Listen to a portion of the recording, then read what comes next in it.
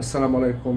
সবাই কেমন আছেন? আশা করছি সবাই ভালো আছেন। আপনাদের দোয়ায় আল্লাহর রহমতে আমার ফ্যামিলি সহ আল্লাহর রহমতে আমিও ভালো আছি, আলহামদুলিল্লাহ।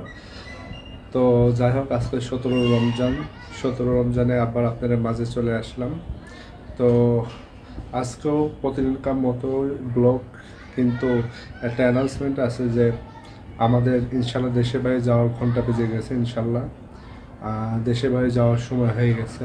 আমরা সবসময় কাজের উদ্দেশ্যেই যাই, এবারও কিছু কাজ আছে, ওই কাজের জন্যই এবার দেশের বাইরে আবার যাবো ঈদের পরে ইনশাল্লাহ।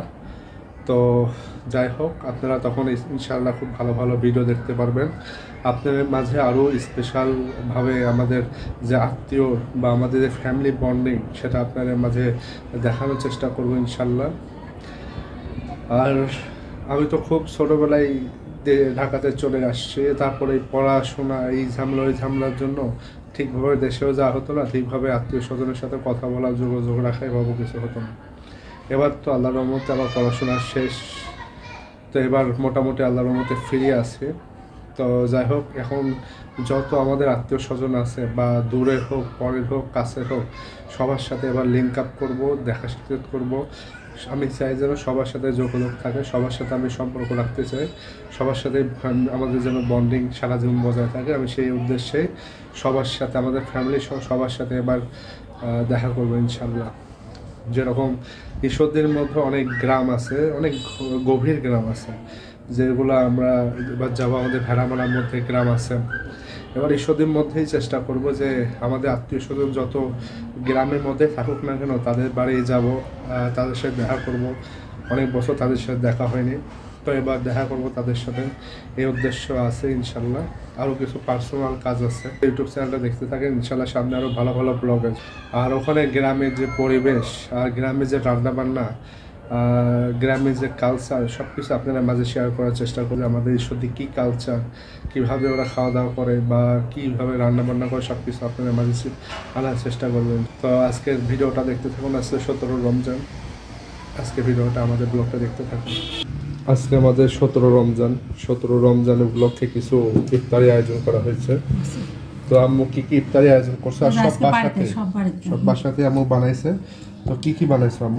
এই দুইটা শুধু বাইরে, এই দুইটা বাইরে, আর বাকিগুলো সব আম্মুই বানাইছে। এই যে এটা আম্মুর হাতের বেগনি, স্পেশাল বেগনি। আর আছে আম্মুর হাতে স্পেশাল ছোলা, গরম গরম আলু দিয়ে। কি কি দিয়ে করছো ছোলা? সব মশলা দিছি। আজকে বালু সোজা দিছো? না, মশলা দিই না, নরমাল। আচ্ছা, ছোলা গরম মশলা দিই না আজকে, নরমাল।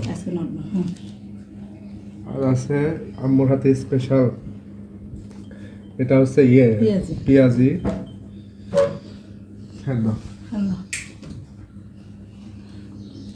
পেঁয়াজি। আর আছে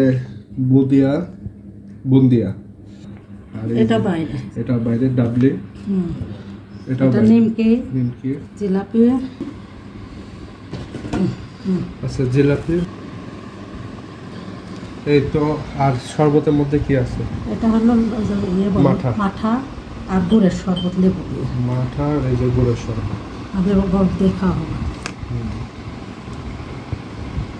আর খেজুর। আর আছে স্পেশাল খেজুর, দুই রকম খেজুর। এটা হচ্ছে লাল খেজুর আর একটা সাদা খেজুর, কালো খেজুর, দুইটাই মরিয়া। যাই হোক, এই হচ্ছে আম্মুর হাতে আজকে এই যে বেগনিটা আম্মুর হাতে খুব সুন্দর লাগে। বেগনি আর পেঁয়াজি খুব সুন্দর লাগে আম্মুর হাতে।